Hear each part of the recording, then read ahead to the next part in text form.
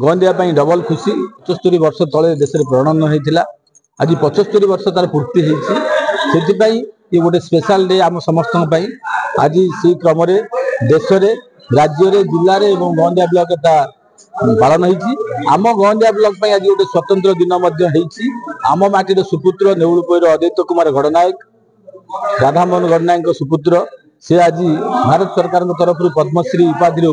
भूषित होती आज दिल्ली रे से संध्यारे से बोधे से अवार्डटा मिलिबो से आम गहंदिया डबल खुशी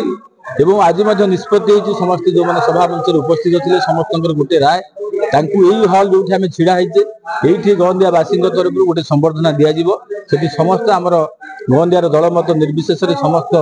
नेतृमंडली जनसाधारण उपस्थित रहिबे ए कार्यक्रम ब्लॉक प्रशासन तरफ आम समस्ते सहभागी होगा ये आमर हक मु तो सेठी कही एठी भी कहूँ कहबार किसी असुविधा नहीं 2026 गहंदिया भारत सरकार पुणी थे निर्वाचन मंडली पुनर्गठन करेंगे आपण मैंने समस्ते जानते 15 वर्ष तले आम निर्वाचन मंडली विलीन हो जाए जो संख्या आसूची आम पाखे जहाँ खबर अच्छी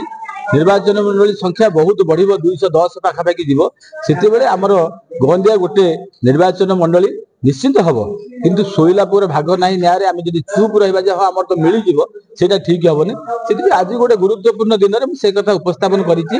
समस्त गहंदियावासी ये मन एक कर रखु जिते आवश्यक पड़े आम जो जगार हो आम आम मत को दृढ़तार सहित रखा से मोर वक्तव्य स्थल मुझे कथा कही यहाँ निश्चिंत आवश्यकता अच्छी अंचल विकास गहंदिया गोटे निर्वाचन मंडली हवा निहाती आवश्यक।